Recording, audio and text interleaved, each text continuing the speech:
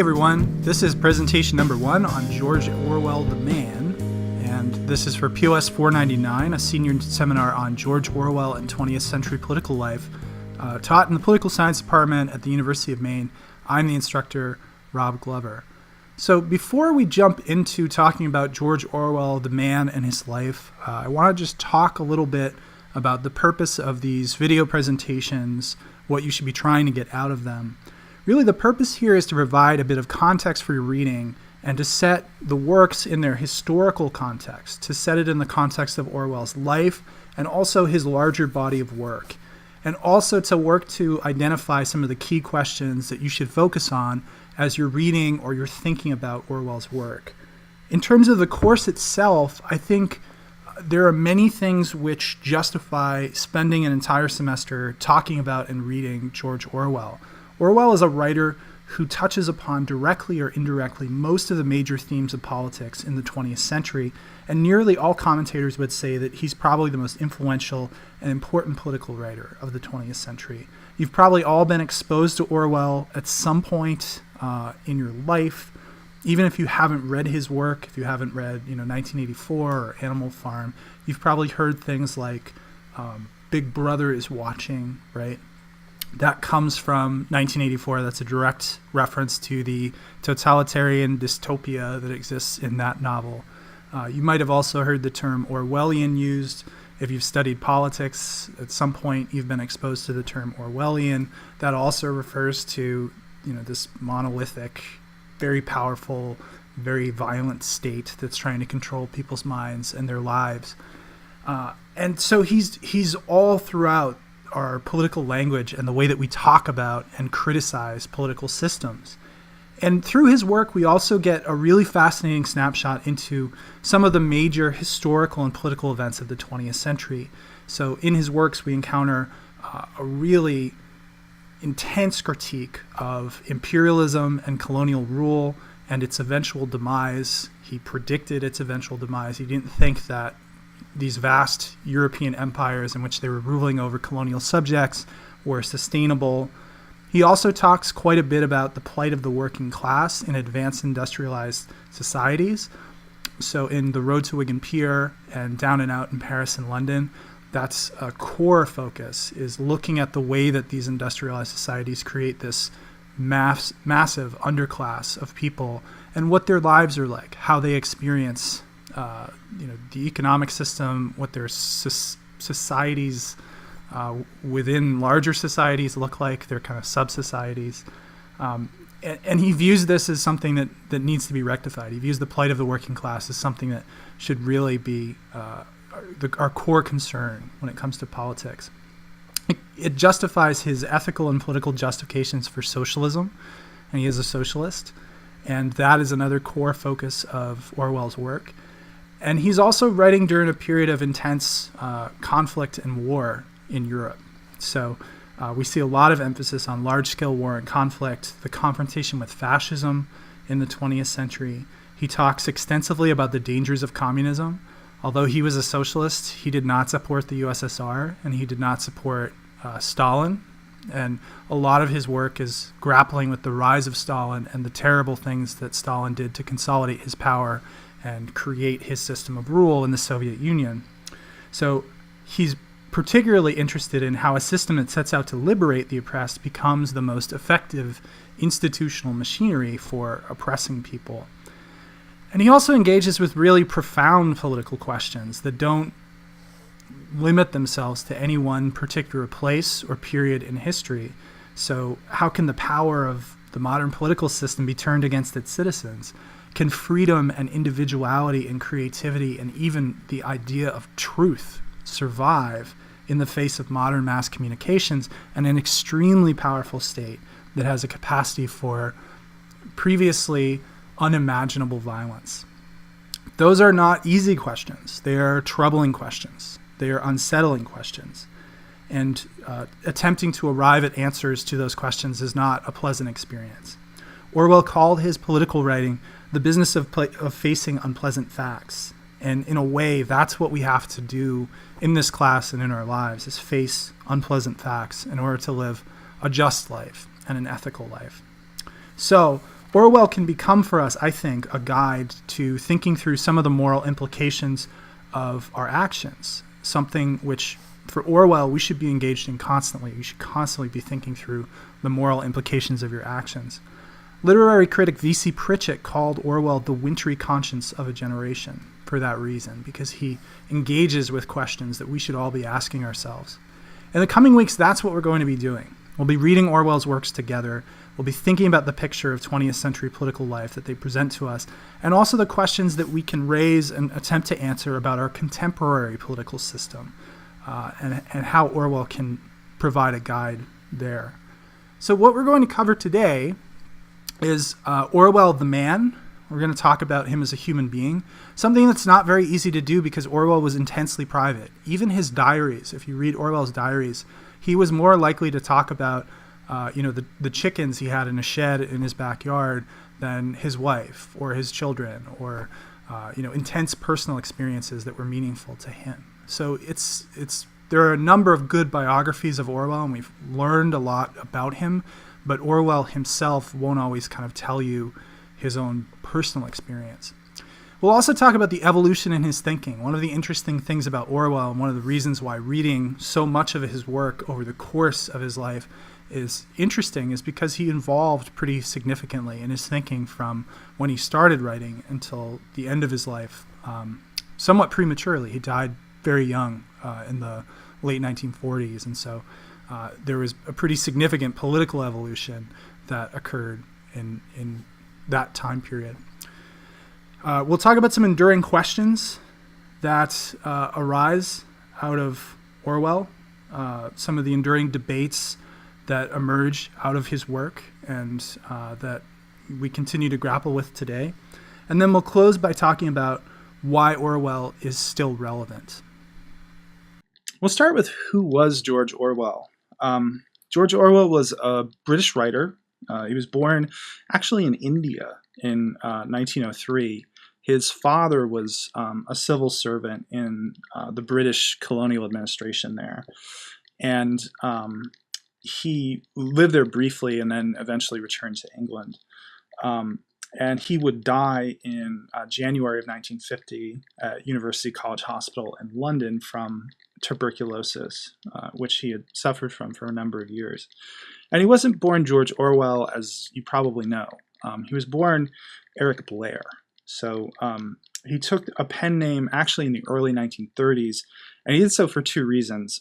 One, he wanted to spare his family the embarrassment of having a writer for a son who was talking about things very kind of autobiographically. He was talking about his lived experience and some of the things that he was doing, living on the street with tramps, taking very radical political views for his time.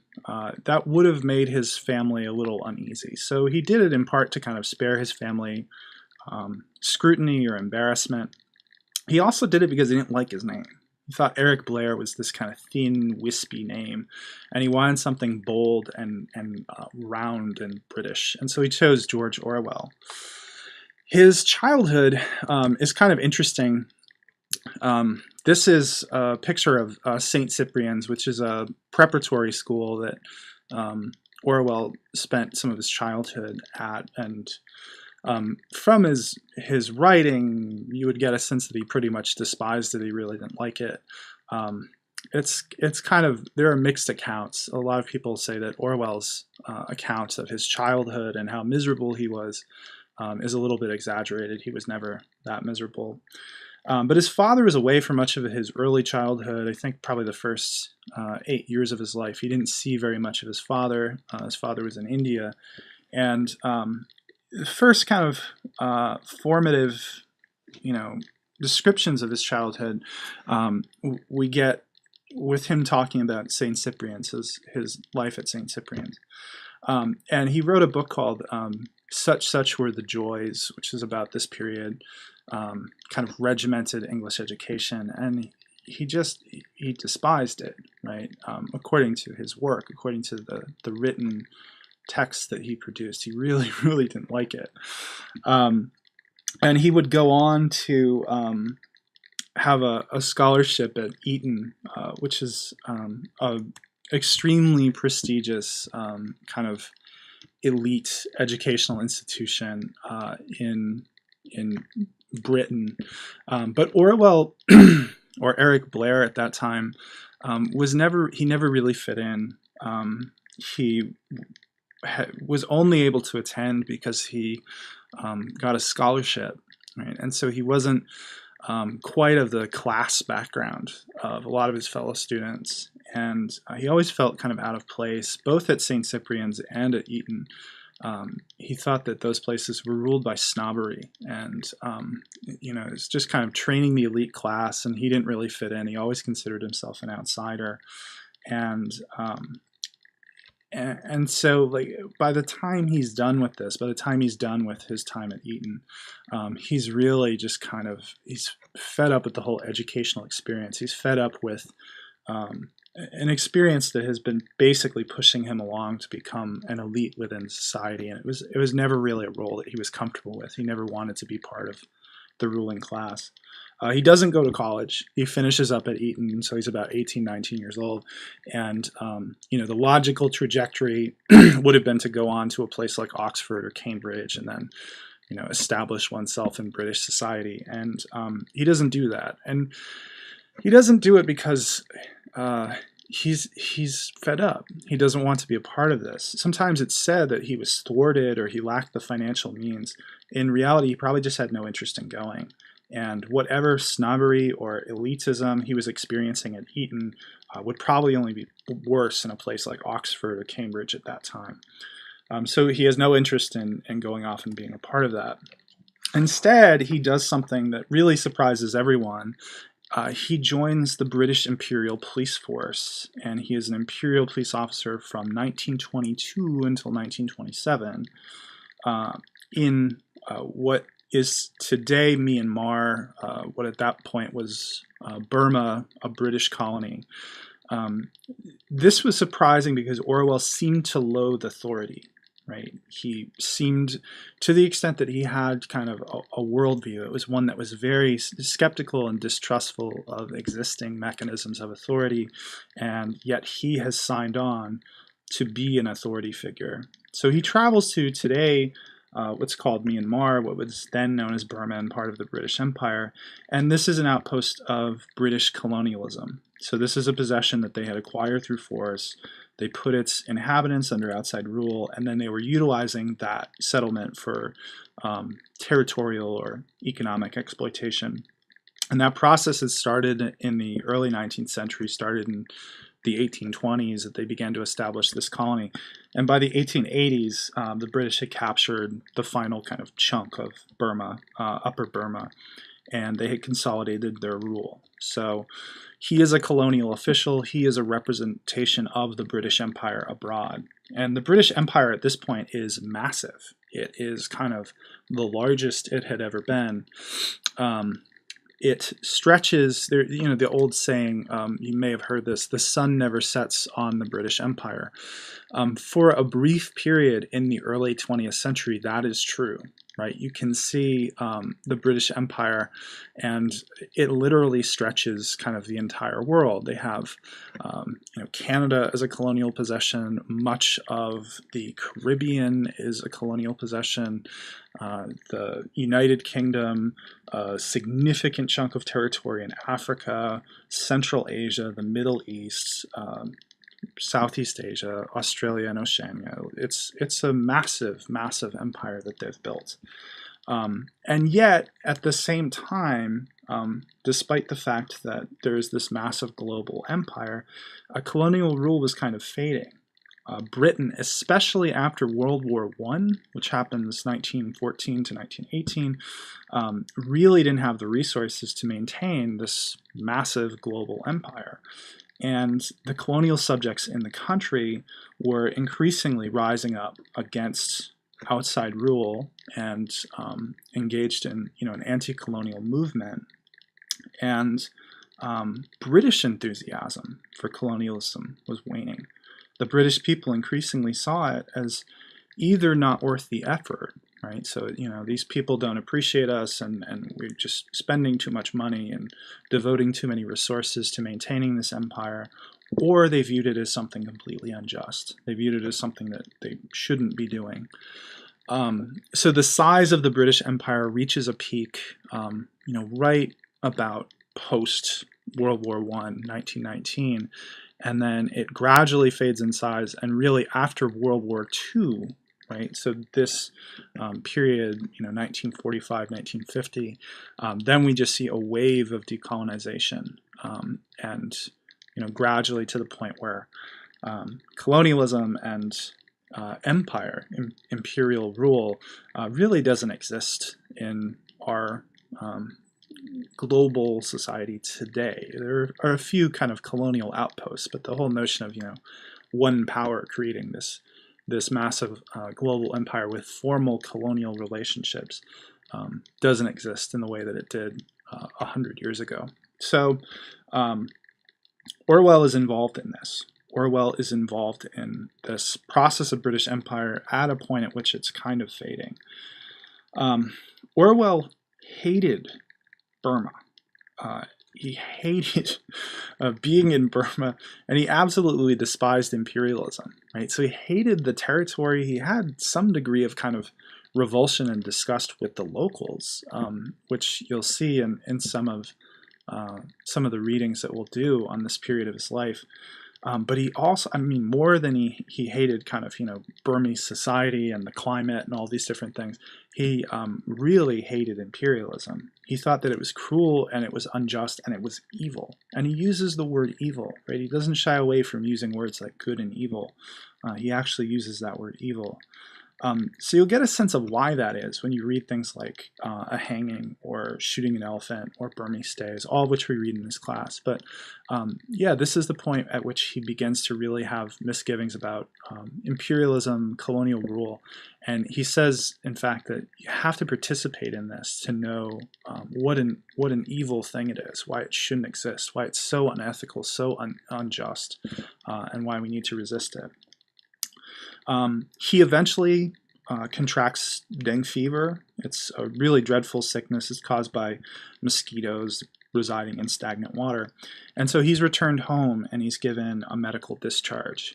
He would later say that, he kind of quit the Imperial Police Force. He didn't. He did in a sense, and that he didn't attempt to rejoin when he became better, but no, he was discharged for health reasons. But had he not been discharged for health reasons, I doubt he would have stayed on very much longer. He describes this as probably the worst period of his life, about 5 years that he spends as part of the Imperial Police Force.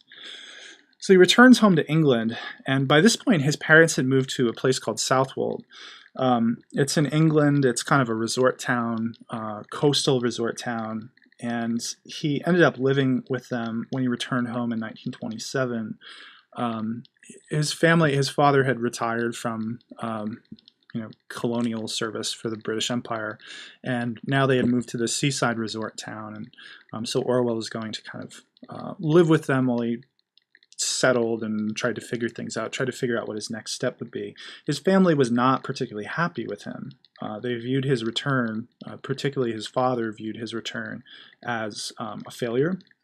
So now suddenly their son had returned. He's in his mid-20s. He has no prospects for work. He's not married, and he wants to be a writer.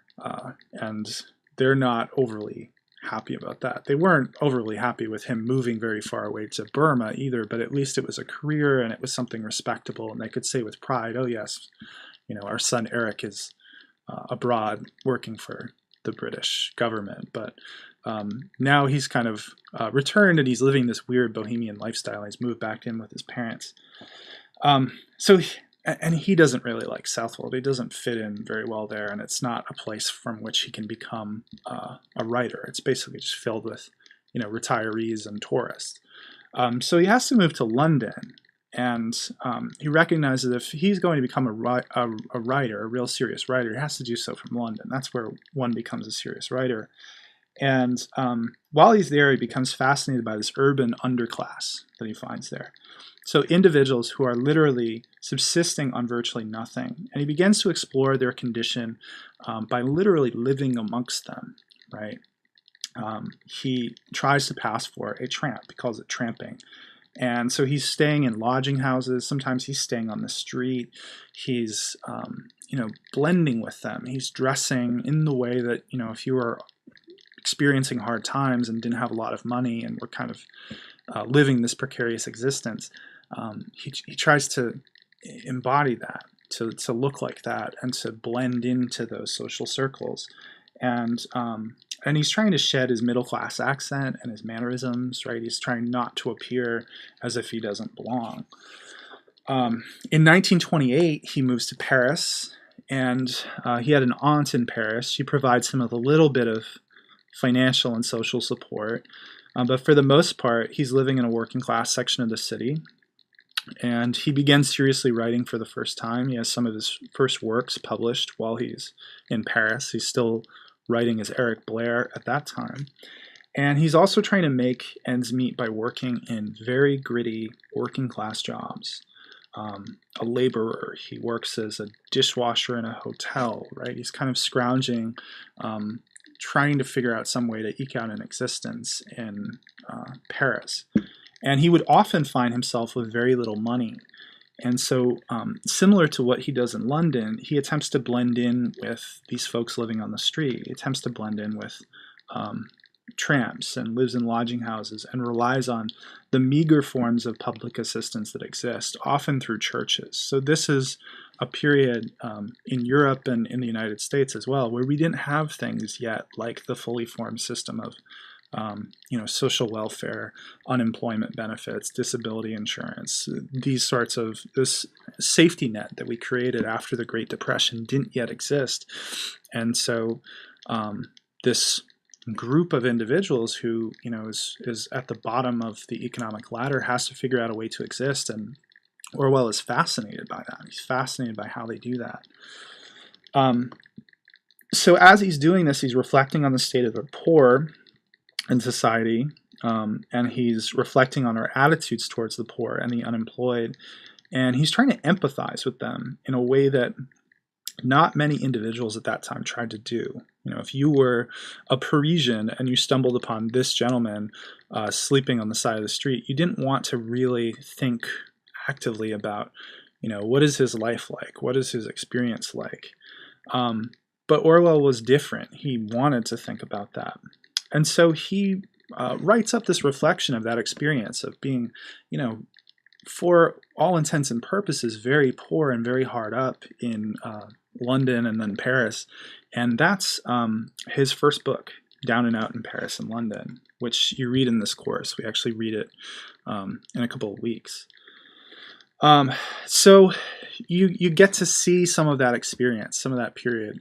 I should say that, although Orwell presents himself in such a way that he has no other options, he has no other means, it is pretty well known at this point that the whole time that he was, living on the street or living in lodging houses or subsisting on public assistance, he would periodically kind of take breaks from that, and his family did provide support for him. So he would live a couple months, and they would not see him, and he would be on the street or working these terrible, grueling jobs, and then he would take a break and return to Southwold for a few days and get a good meal and get a shower. And so there was always kind of the fallback, the cushion from that experience. It wasn't like he was legitimately on the street with no other options. He also reflects on class and poverty in another book called The Road to Wigan Pier. This book examines the lives of workers in northern England, is really interested in the unemployed as well as coal miners in an area known as Wigan. So Wigan is kind of to the north and situated between Manchester and Liverpool in England. And it's an industrial area. All of northern England at that point was an industrial area. There were large industrial factories, and that is also the area in which a lot of the extractive coal mining, those types of activities were occurring. So it's a gritty working class section of the country. It's nothing at all like southern England, where there's London, and it's much more refined. So Orwell in this book, once again, he's trying to empathize and identify these individuals who are part of this lifestyle. He's trying to get a sense of what their lives are like. He's a little bit more anthropological than he is in Down and Out in Paris and London. So he's looking at the structural causes of their condition, the effects of long-term unemployment, the adequacy or inadequacy of the benefits that are being paid to unemployed workers, and how their class status impacts them socially and psychologically. So to be part of a class whose employment situation is always precarious and always vulnerable, and they can lose work for long periods of time and have no way to feed their families, what does that do to you socially and psychologically? That's the first half of the book, and then he attacks British socialists, which is kind of funny because the book was commissioned by a publisher named Victor Gollancz. He ran something called the Left Book Club, which was basically comprised of British socialists, and he would commission these books about various aspects of British society or the British economy, British social conditions, and then British socialists would read them. Orwell attacks them. He says that the socialists purport to be the political party of the left. They claim to represent and attend to the interests of workers, and they favor more generous state intervention in and management of the economy. But he's really critical of them. He says, the intellectuals and the party leaders of socialism in Britain, they don't really understand the conditions of the working class. They've never, surrounded themselves with this type of person and tried to really understand them. And on some level, he thinks that they're snobby. He thinks that they find these individuals, these working class individuals, kind of repulsive. And in moments of self-analysis, Orwell notes how hard it is for us to escape our class sensibilities. He says, this is not the environment that I was raised in, and I have a very hard time identifying with and blending in with these individuals. So we also read The Road to Wigan Pier, or at least selections from it in this class. So again, you'll get to see some of that. The 1930s in Europe, something else is going on. You've had a global depression, right? Economic hard times. And Orwell is also watching the rise of fascism in Europe.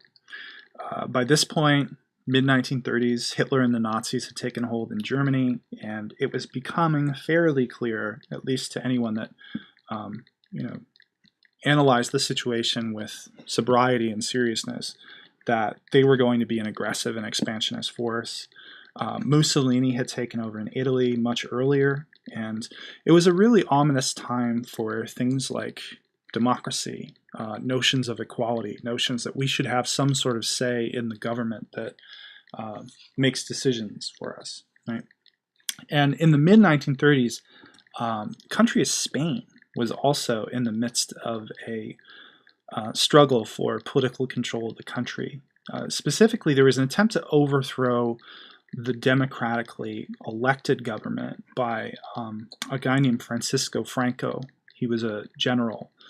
And there was this kind of, left-wing, quasi-socialist government that had taken hold.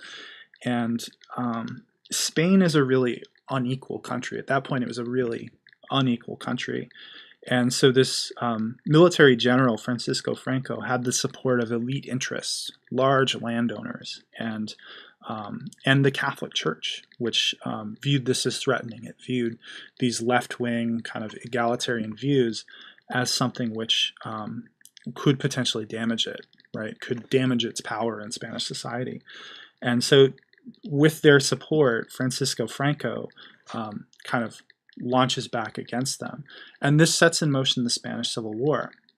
And for Orwell, it looks pretty much the same as the various uprisings, overthrows, fascist takeovers which have preceded it.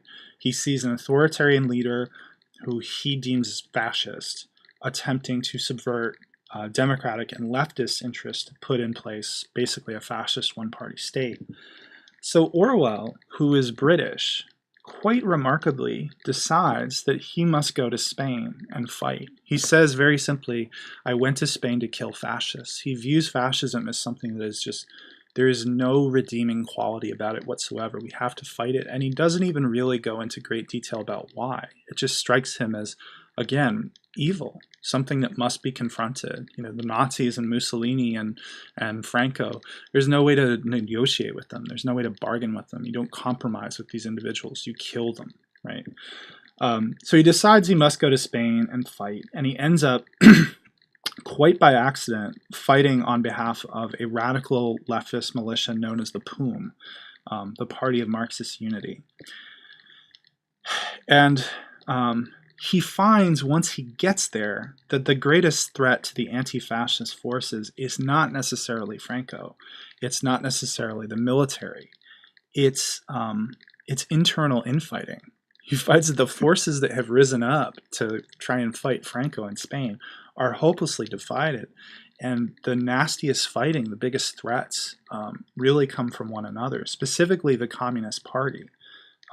So the Communist Party is the big faction that exists to confront Franco, and POUM and these, Party of Marxist Unity, of which Orwell is a part, which he's fighting for, and the anarchists. There's an anarchist movement in Spain. They're kind of locked in this power struggle, but the Communist Party begins to try to purge some of those other anti-fascist elements. So it's trying to shut down competitors like the POUM or like the country's anarchist movement. And this is what Orwell is really documenting, is that, the infighting of the left is what's fascinating here, and the purges that are occurring internally within the Spanish forces that should be uniting to fight Franco and his forces is what's really, really interesting in Spain. It's also just fascinating that George Orwell went and, put his life at risk to take part in another country's civil war, that he felt so strongly about confronting fascism that he went to another country where he spoke the language badly to participate in their civil war. He's wounded. He's shot and wounded in the Spanish Civil War. He's shot in the neck near Barcelona. And so he nearly loses his voice for a while. He's paralyzed on one side. He's recovering from this injury. And that is the moment in which there's this internal purge in the country as the communist forces begin to clamp down. And so Orwell and his wife, Eileen, barely escape the country. He writes about these experiences in Homage to Catalonia, which we read in this class. And this is probably the most important political moment of Orwell's life. After he leaves Spain, he's now an avowed socialist, but he has a fear of authoritarianism. He has a fear of top-down structures like the Communist Party. And so he has this unique socialism. It blends an identification with the working class, which he gained earlier, with a concern for basic social justice and a real hatred of top-down structures like imperialism, which he experienced in Burma, and communism, which he saw in action while he was in Spain. So he's keenly aware of the ways that these types of authoritarian structures can use propaganda and misinformation to reshape history or to shift our conception of truth. Right? He leaves Spain, and he's a much more mature political writer than he was prior to going to Spain. At that point, he returns to England, and we're basically on the eve of World War II at that point. So he really, really wanted to fight in World War II, but he was unable to do so because of his health. This is a guy that had been shot through the neck and recovered from that, had suffered dengue fever, and now had tuberculosis. He had, if it hadn't been diagnosed yet, he was certainly suffering the effects of tuberculosis. He was not in good health, and he would have been no use had he been drafted into the British Army and sent to fight. And so instead of going to actually serve in the military, he joins something called the Civil Guard, which is the home forces. But he goes to work for the BBC, the British Broadcasting Service. He also begins working at this time for a publication called Tribune, and he publishes a weekly column. Some of those columns from around this period we'll end up reading later in the class. In this next decade, Orwell would publish the two books that are certainly his most famous, Animal Farm and 1984, and both, in different ways, deal with the threats that Orwell sees looming on the horizon after World War II. They aren't really meant to be gloomy prophecies so much as warnings. So Orwell's purpose with these two books, both of which are pretty bleak, is he's trying to show us the dangers that loom on the horizon.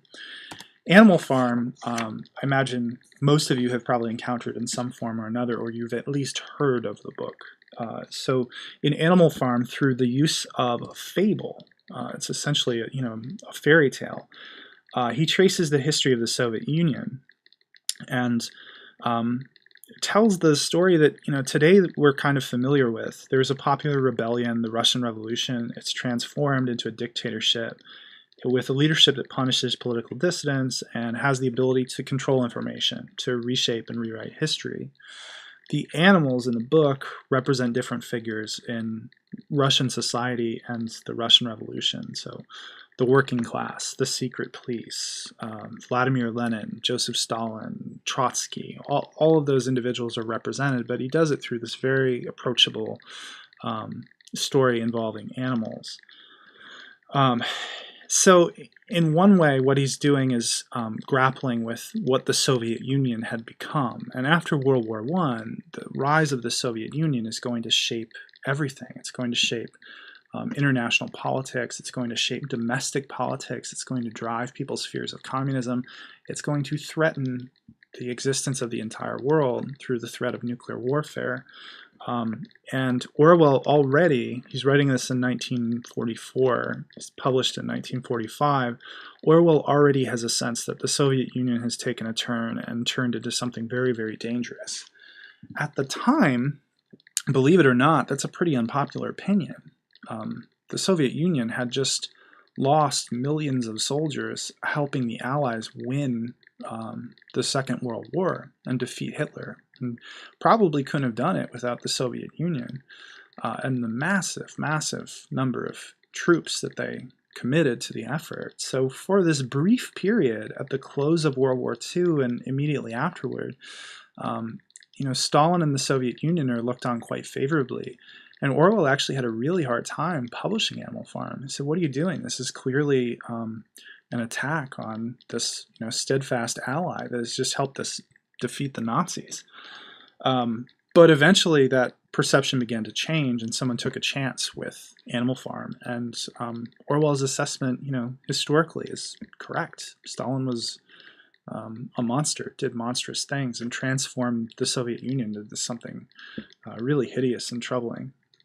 So Animal Farm is an enormous success, and it's probably Orwell's first enormous success. His books were known, and they were certainly known in certain circles in Britain, but this turns him into a literary figure, and it provides him economic comfort that he hadn't enjoyed before. Orwell can pay his bills. Orwell has a comfortable life with an income and wealth and possessions. So now he's able to focus fully on his writing. The tragedy is that by now, Orwell's a very sick man. He doesn't have much time left. He was essentially dying. And his wife, Eileen, had died in early 1945. So at the very same time that Orwell is finally experiencing literary recognition and financial success, his wife died unexpectedly as a result of a relatively simple surgical procedure that went wrong. And they had just adopted a son. They just adopted a young son named Richard. And so Orwell's now alone. He is very sick, and he has this young son, Richard. And he does something kind of unexpected. He moves to basically the Scottish wilderness. He moves to an island in Scotland called Jura. It's really in the middle of nowhere, and buys a house, buys an estate there called Barn Hill that you see here.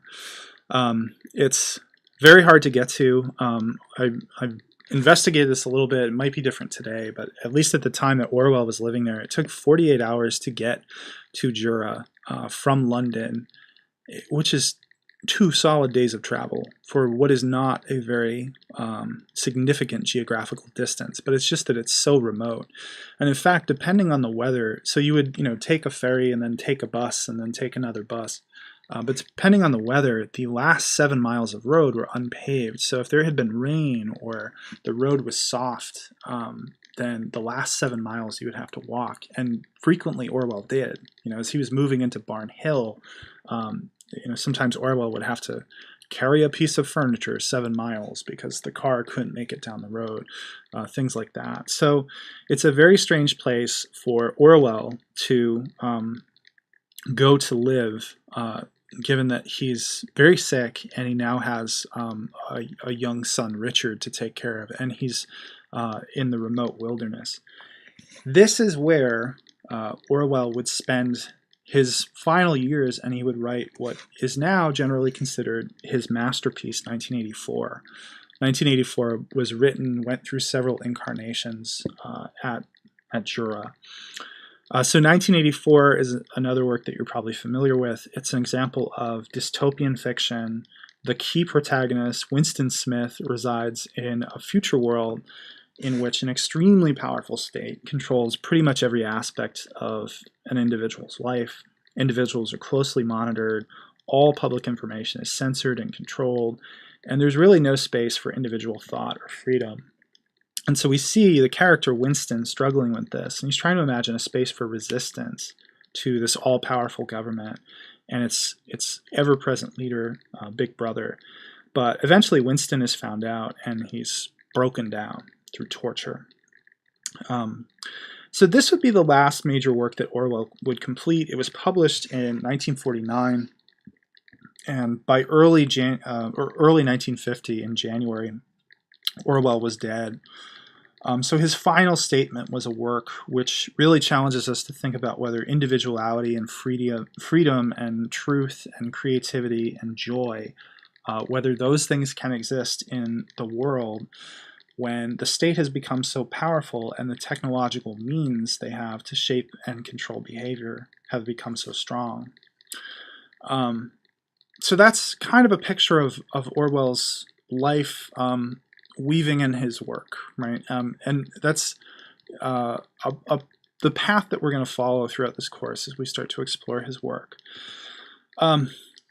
Orwell leaves us with some enduring questions, which I'll present to you now.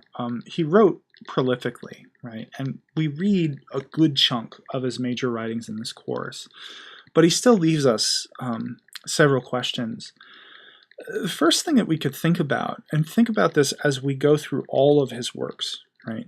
Every work that we encounter with Orwell, we see this attempt to really empathize with those who are oppressed, those who are downtrodden, either economically or because of imperial rule or because of political instability, civil war, whatever it might be. We see him grappling with the condition of those that are oppressed in some way. And we can think about whether or not Orwell was ever really able to put himself in the shoes of the oppressed, right? Was he ever really able to imagine what their lives are like, what motivates their, decision-making and how they live their lives?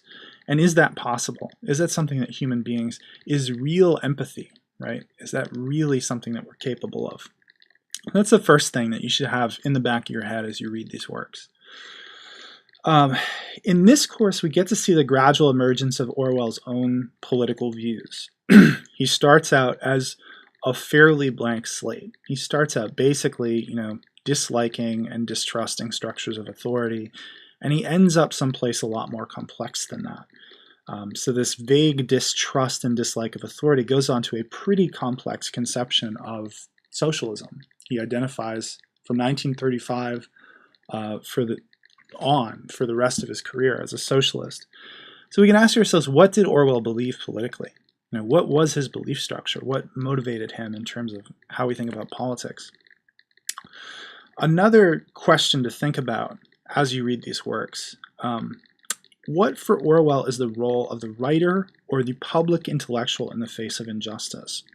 He played that role, and he had some sense of what the responsibility is, right? He thought that a public figure, particularly one who's a writer in an age like the one that he lived in, had a certain responsibility for various things: truth-telling, speaking truth to power, pointing out unpleasant facts, right?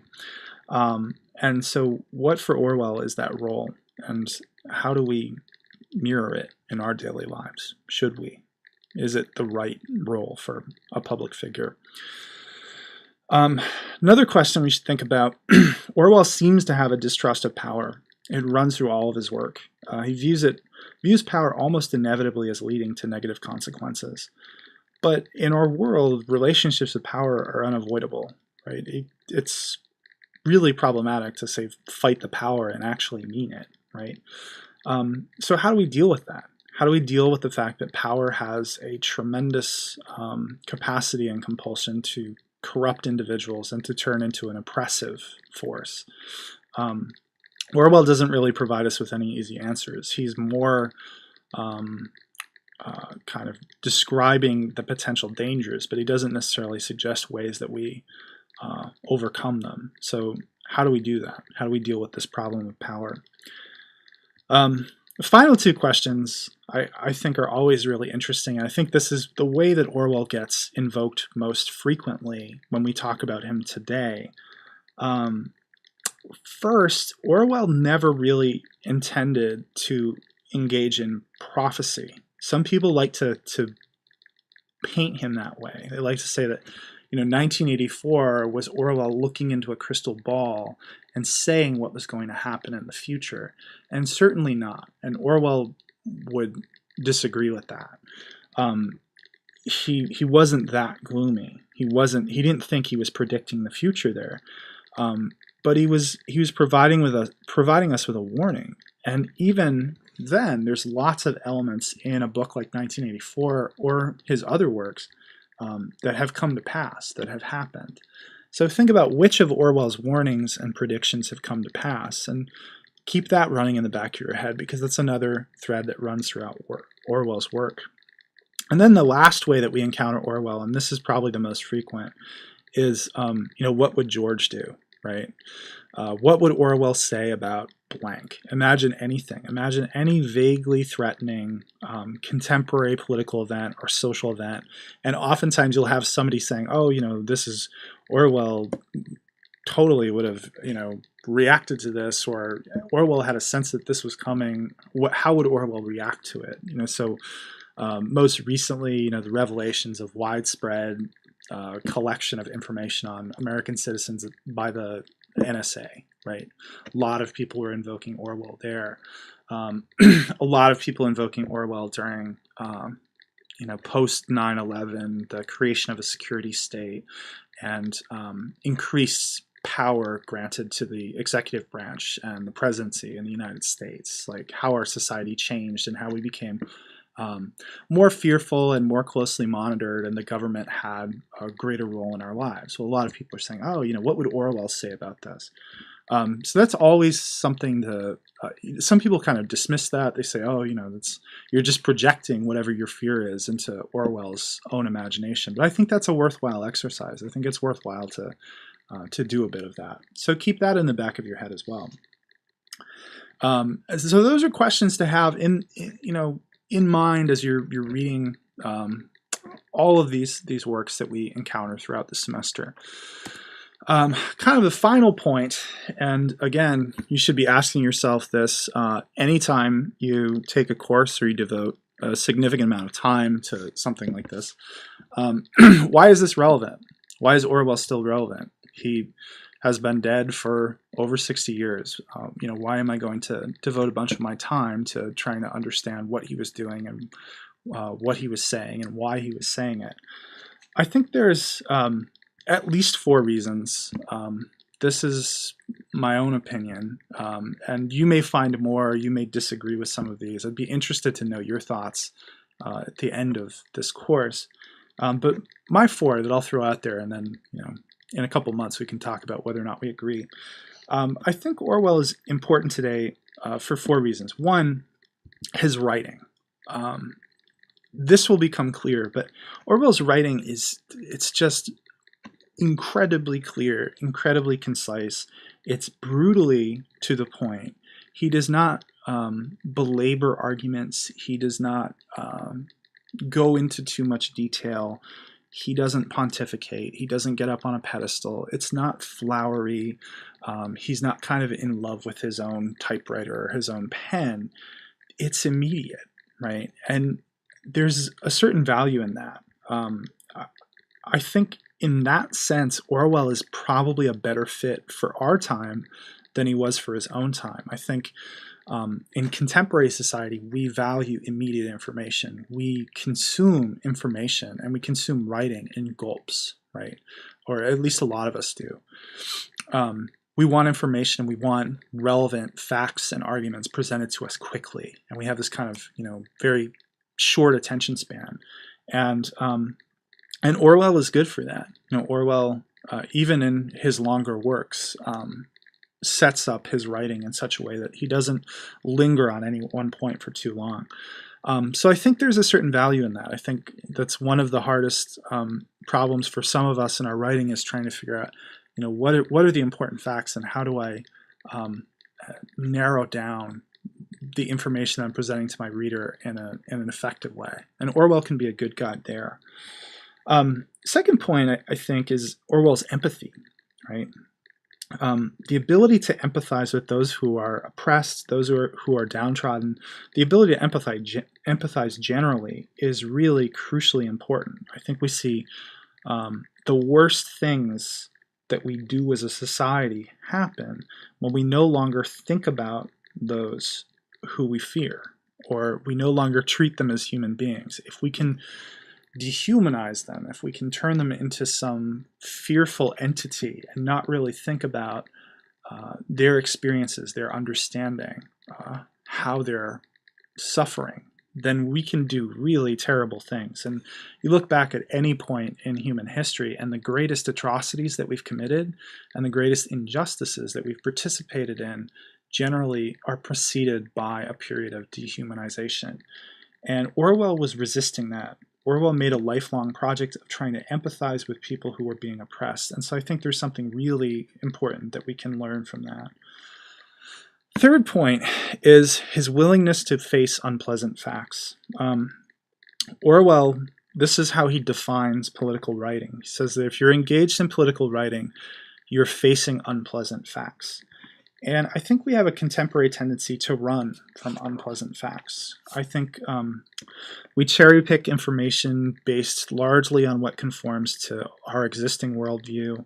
And when something doesn't conform to it, when we confront something that doesn't seem to fit with the way that we think about the world, we now have the freedom of just kind of turning to some other option. And that's problematic. We should try to avoid that, right? And for Orwell, that was problematic. That was absolutely the worst thing that you could do, is not to face unpleasant facts. You had to confront them. So I think we can learn from that. And I think that's another important reason why Orwell is valuable. Lastly, Orwell gets used. Orwell gets invoked all the time. And he gets invoked by folks both on the political right and the political left, right? So think of, left, right, liberal, conservative, Democrat, Republican, socialist, green, anarchist, whoever it is will be invoking Orwell. And there's something interesting about that, right? Because there's a malleability to his work. He can be invoked by so many different ideological worldviews. And there's an explanation for that, right? So Orwell was on the left. He was a socialist. But at the same time, he was incredibly critical of communism. He was incredibly critical of the Soviet Union. And so he's free thinking enough that if you want to cherry pick Orwell and try to find something that you can invoke or you can use, no matter what your political worldview is, probably unless you're a fascist, although I'm sure, even a fascist could find some way to invoke George Orwell, you can do so. You can find it there, right? It's this rich body of work. And so our political leaders and our public figures are constantly making reference to Orwell. I'll give you a quick example. These are two short clips that I'll show you. The first is, this is a state representative from Louisiana, and she's now running for Congress. Her name is Lenore Whitney, and she invokes Orwell in a recent campaign ad. I'll show you this clip, just a brief snippet of it. Recently, in my announcement speech for Congress here in Louisiana, I said something very provocative. I said that global warming is a hoax. Naturally, liberals in the lamestream media became unglued and attacked me immediately. But as George Orwell once wrote, in the time of universal deceit, telling the truth is a revolutionary act. That's as much as you need to see of that. Even from that short clip, you get a sense that Lenore Whitney is very conservative, right? The entirety of this ad is devoted to her claims that climate change is not happening. It's not a man-made phenomenon, and we shouldn't be concerned about it, and we shouldn't change our environmental policy or our regulatory apparatus to do anything about it. That's a pretty conservative position. That's, kind of the far fringe of the Republican Party. She's kind of like a Louisiana version of Sarah Palin. And here she is invoking Orwell. Incidentally, Orwell never said that. That's a quote that's misattributed to Orwell. You could search every one of his books. If anyone can find that quote, I don't know, I'll give you $1,000. It's not there. It doesn't exist. He said lots of stuff like that, right? But it's not an accurate quote. So there's somebody on the political right, and they're using Orwell, and they're invoking him for a certain political agenda. Now let's look at a different clip. This is the other extreme. This is about as far away from Lenore Whitney as you could possibly be. This is somebody that's probably further left than Orwell himself. Noam Chomsky, he's a linguist at MIT. He's also a kind of public intellectual, critic, commentator on global politics, talks a lot about kind of U.S. foreign policy, just a vociferous critic of U.S. foreign policy, basically thinks that the United States engages in terrorism all around the world, and if we actually enforced, these global regulations on genocide and terror and all of the international law that exists around war crimes, if we actually enforce them on ourselves, then we would, many of our leaders would have been convicted of war crimes. So way, way, way to the other side of the political spectrum. And he identifies as an anarchist, right? He's, further left than Democrats, certainly further left than Orwell's socialism. He thinks that government in its current form shouldn't exist. We should be governed by some sort of kind of loosely confederated system of workers' councils. And so all of that is to say, he's very, very far to the left. Here's what he says.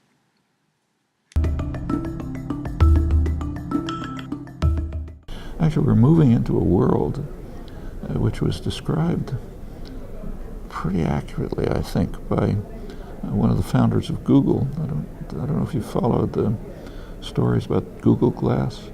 Well, Google has some new ridiculous thing that they make marketing glasses which have a small computer on them, so you can be on the internet 24 hours a day, just what you want. It's totally it's a way of destroying people. But quite apart from that, this little device has a camera, and presumably, if it doesn't already, it'll soon have a recorder.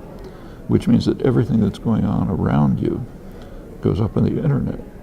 And some reporter asked Eric Schmidt, didn't he think this was an invasion of privacy? And his answer was exactly right, comes right out of the Obama administration. He said, if you're doing anything that you don't want to be on the internet, you shouldn't be doing it. This is a dream that Orwell couldn't have concocted. We're moving into it, and it's not the only case. So there's somebody on the other end of the political spectrum, Noam Chomsky, invoking Orwell to say that, yeah, this is the contemporary merger of technology and surveillance and corporations like Google and an innovation like Google Glass, which he clearly has some misgivings about, right? That it enables constant surveillance of one another, and anything that we do potentially could be recorded without our explicit awareness or knowledge of it. He says this is something that comes right out of Orwell, or Orwell. This is his nightmarish vision that we encounter in 1984. We could have seen something like Google Glass being part of that, right? So the last point then is that Orwell is relevant because he is a reference point in our contemporary political discourse. And he's a reference point whether you are a right-wing conservative or you are a left-wing anarchist. You will find ways to invoke Orwell. And so to the extent that we have knowledge of Orwell and we understand his work and we understand his intentions, we can tell when Orwell's being misappropriated, or political language is just being misused. They're just invoking Orwell to lend some sort of credibility to a shaky point or a questionable point. But it doesn't matter whether you're left or right. Both left and right invoke Orwell. So we'll wrap up there. I hope what you find in our exploration of Orwell this semester is that this is worthwhile. I hope you keep these questions and some of these aspects of his continued relevance in mind. We began our discussion of Orwell this first week with a series of pieces that give you a sense of Orwell's life and work, a couple secondary pieces, and then a few pieces that Orwell himself wrote. The piece Why I Write, and then Shooting an Elephant. These are provocative works, and they're a good entryway into Orwell. And you can access those readings on the course website, and there's reading questions that are available on Blackboard to help kind of guide your reading. So please feel free to be in touch with me through email if you have any questions, or if you have any trouble accessing any of the materials. And I'm looking forward to this semester. I think it'll be a lot of fun. Thanks.